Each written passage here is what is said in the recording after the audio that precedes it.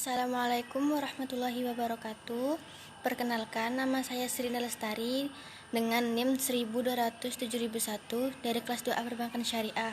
Di sini saya akan menjelaskan tentang pengertian zuriat, hajiat, tahsiniyat, dan contoh konkret dari kehidupan sehari-hari dari setiap kategori.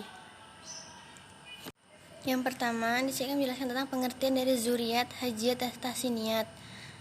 Yang ke-1 adalah zuriat. Zuriat adalah tingkat kebutuhan yang harus ada atau disebut dengan kebutuhan primer.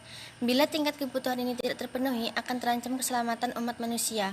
Keperluan dan keperlindungan zuriat ini dalam buku usul fikih termasuk Al-Shitbi membagi menjadi 5 buah, yaitu pemenuhan keperluan serta perlindungan yang diperlukan untuk yang pertama, keselamatan agama, yang kedua, keselamatan nyawa, yang ketiga, keselamatan akal, yang keempat, keselamatan atau kelangsungan keturunan, yang kelima adalah keselamatan serta perlindungan atas harta kekayaan yang dikuasai atau dimiliki seseorang.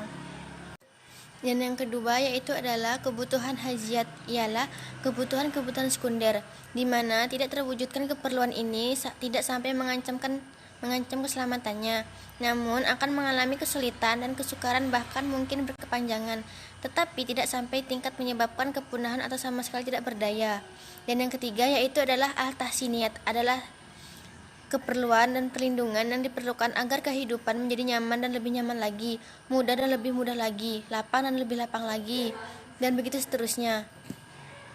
Selanjutnya adalah contoh konkret dari kehidupan sehari-hari dari satu kategori.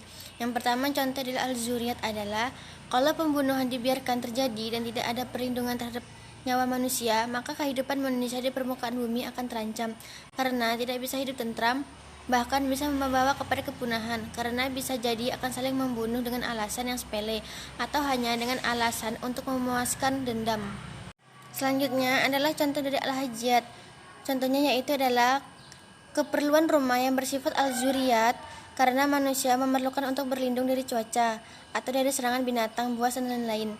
Tempat yang termasuk dalam kategori al-zariyat untuk memenuhi kebutuhan dasariah di atas tidak mesti rumah yang dibuat dari kayu atau batu yang kokoh, gua atau cabang-cabang kayu, kemah atau pondok yang seadanya, dan pun dapat digunakan untuk memenuhi kebutuhan dasariah karena manusia dapat berlindung di dalamnya, walaupun tentunya dengan cara yang sederhana dan boleh jadi sama sekali tidak memberikan kemudahan dan kenyamanan.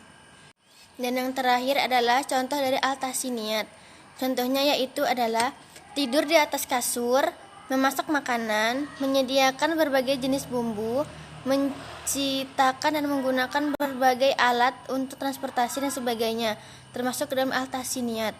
Berbagai alat untuk transportasi dan sebagainya, termasuk dalam al-tahsiniyat. Sekian dari saya, kurang lebihnya saya mohon maaf. Wabillahi taufiq wal hidayah. Wassalamualaikum warahmatullahi wabarakatuh.